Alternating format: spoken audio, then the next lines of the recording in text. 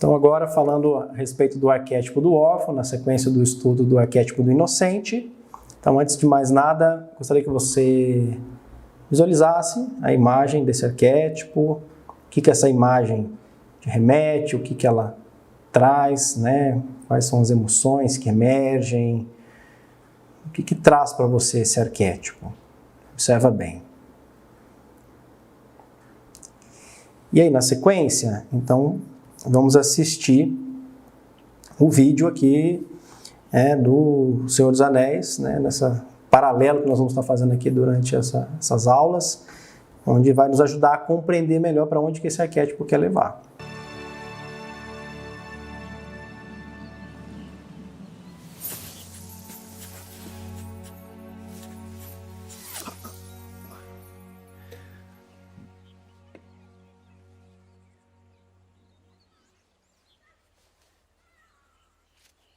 Bom dia. O que quer dizer? Está me desejando um bom dia ou quer dizer que o dia está bom, não importa o que eu queira ou não? Ou talvez queira dizer que você se sente bem neste dia em particular? Ou está simplesmente dizendo que este é um dia para estar bem? Tudo isso de uma vez, eu acho.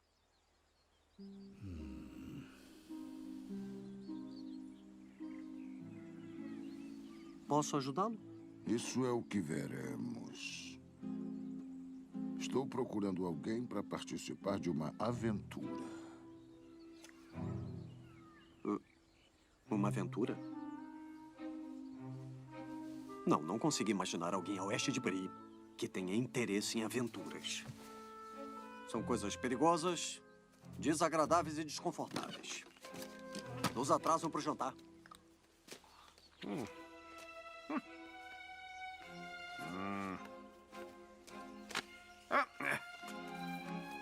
Bom dia.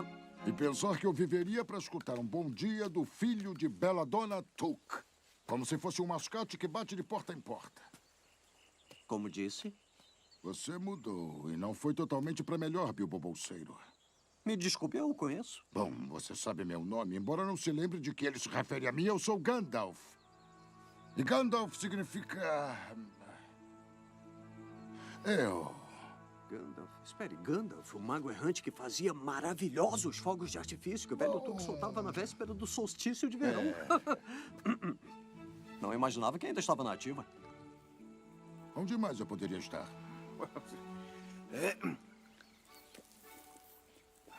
Estou satisfeito em saber que se lembra de alguma coisa de mim.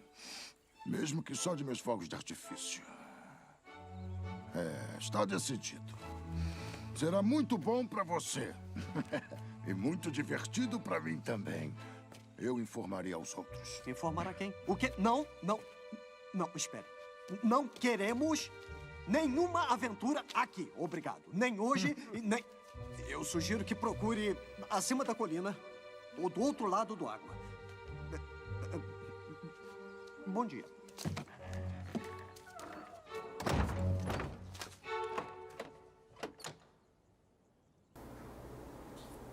O que tem em comum nessa imagem com esse filme? Né? Vamos compreendendo, aprofundar um pouquinho nesse arquétipo para chegar nesse ponto.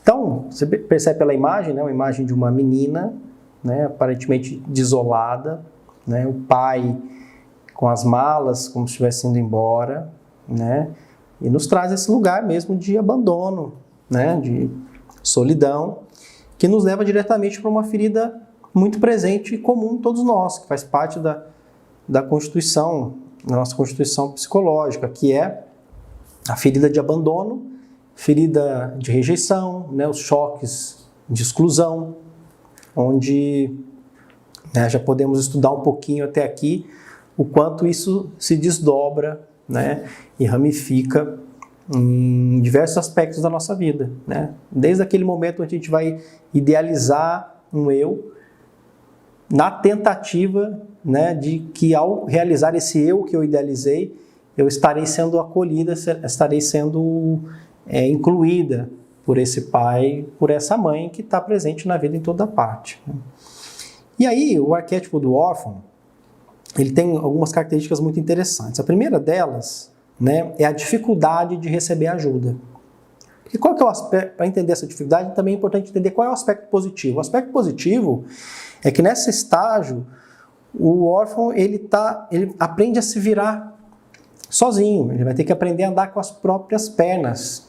E esse ter que andar com as próprias pernas, esse ter que dar conta, vai forjar também qualidades que são fundamentais, vai gerar também habilidades, né? Qualidades que inclusive vai ajudar a forjar o terceiro e próximo arquétipo, que é o arquétipo do guerreiro, né? Ele precisa passar por esse lugar. Só que, por outro lado, ele vai desenvolver uma autossuficiência no aspecto negativo, uma dificuldade de receber ajuda, né? Aquele lugar de eu dou conta. A gente vê muito isso presente em muitas pessoas que ajudam todo mundo, mas ela tem dificuldade de ser ajudada, né? Ela está sempre fazendo pelo outro, ela sente que ela precisa acolher o outro, mas ela tem dificuldade de receber. E aí esse dar e receber, ele precisa ser questionado, porque se você dá e não recebe, se você recebe e não dá, tem um desequilíbrio, porque dar e receber é uma coisa só, não tem diferença. Quem dá de verdade sabe receber, e vice-versa. A gente vai ver um pouquinho disso depois no arquétipo do caridoso, que vai ser o estudo hoje nosso quarto arquétipo, que nós vamos estar estudando aqui na sequência, né? Mas essa é uma característica também muito presente naquele que predomina esse arquétipo, né? Porque é isso que esse arquétipo também vem provocar, a capacidade de se vulnerabilizar e poder receber ajuda, né? Ele está evocando pela compaixão, mas para a compaixão poder se manifestar, a ferida precisa vir para a mesa, precisa colocar no campo essa ferida para que ele possa ser acolhido, para que ele possa receber do outro, porque sozinho a gente não faz o caminho, né?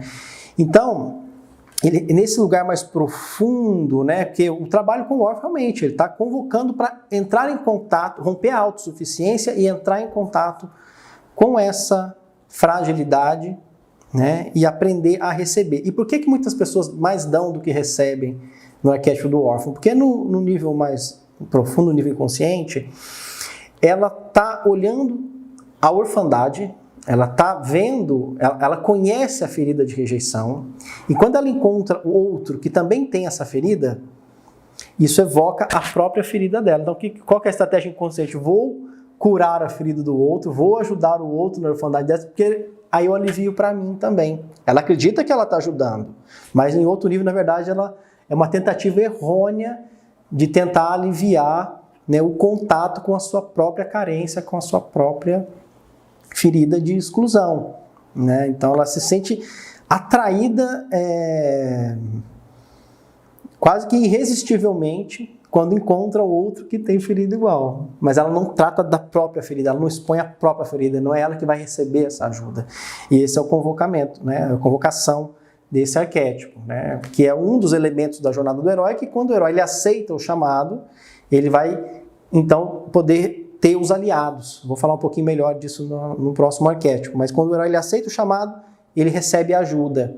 E o órfão está representando exatamente a negação do chamado, né? Essa negação, ou seja, essa autossuficiência, se eu não preciso de ajuda, esse não entrar em contato e expor a minha fragilidade, é a negação do chamado, que se manifesta como uma crise existencial.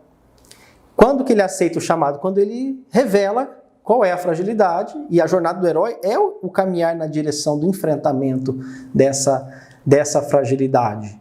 Só que no estágio do órfão, diferente do inocente que está na zona de conforto, aqui ele já está sendo convocado mesmo a entrar nessa ferida, e ele fica nessa negação, só que essa negação, ela se manifesta como uma crise existencial. E a gente vê lá então na cena do Senhor dos Anéis, né, o Gandalf então convocando o Bilbo, né, para a jornada, e o Bilbo então, né, já que nenhum hobbit, como assim? Aqui não quero saber de aventuras, né? Nunca nenhum hobbit rompeu os limites do condado, e ele bate a porta na cara do Gandalf, né? Eu até parei o filme nessa parte, porque nessa fechada porta, que depois que o Bilbo já recebeu o chamado, o herói ele tenta voltar para o mundo comum, ele tenta voltar para o arquétipo do inocente, para a zona de conforto, mas já não é mais possível.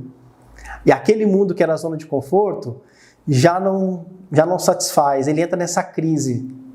Agora já não dá, ele não aceitou o chamado, mas também o velho mundo também já não é o suficiente. E essa crise ela vai se aprofundando até que finalmente ele aceite esse chamado. Muitas vezes nem sempre é uma aceitação clara, muitas vezes é um empurrão, mas ele vai ser compelido a entrar em contato finalmente com essa jornada heróica, que é o caminho mesmo de entrar em contato com tudo isso que protege essa ferida original.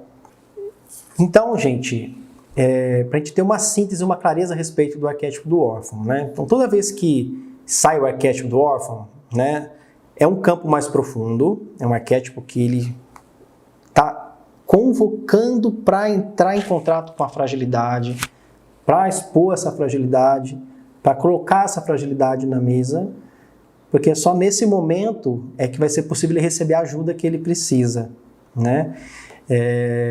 Então é importante identificar, diante da questão que se traz para o atendimento, aonde que isso se manifesta, né? Aonde que de repente ele está um pouco autossuficiente, onde que ele está tendo que dar conta sozinho daquilo, e que muitas vezes ele ainda não pôde encarar de fato o que é que está doendo diante daquilo, o que de fato, onde que ele se sente inferiorizado, onde que ele sente que, ou qual é a estratégia que ele está utilizando até agora, que está a serviço somente da tentativa de pertencer, mas que na verdade está funcionando de forma contrária. Ele não está permitindo que ele receba. Percebe uma coisa interessante? Quem são os nossos grandes amigos? Nossos amigos de verdade? São aqueles que a gente pode ser quem a gente é, com as nossas bobeiras, com as nossas fraquezas, com as nossas fragilidades, né? São essas pessoas que a gente cria vínculo.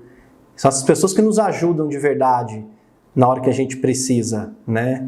Então ele vem também quebrar esse lugar da potência, da falsa potência, né? Para que possa entrar em contato com essa fragilidade e que possa ir realmente para alcançar a partir disso a sua potência real, né? Então tem um termo usado pelo James Deluc que eu gosto muito, que ele fala assim, ele fala a invencibilidade da vulnerabilidade, né? Isso é a coisa mais linda, né? Então ser vulnerável, né, não temer a vulnerabilidade, essa é a grande invencibilidade. Eu acho que esse é o recado principal que nos deixa esse arquétipo.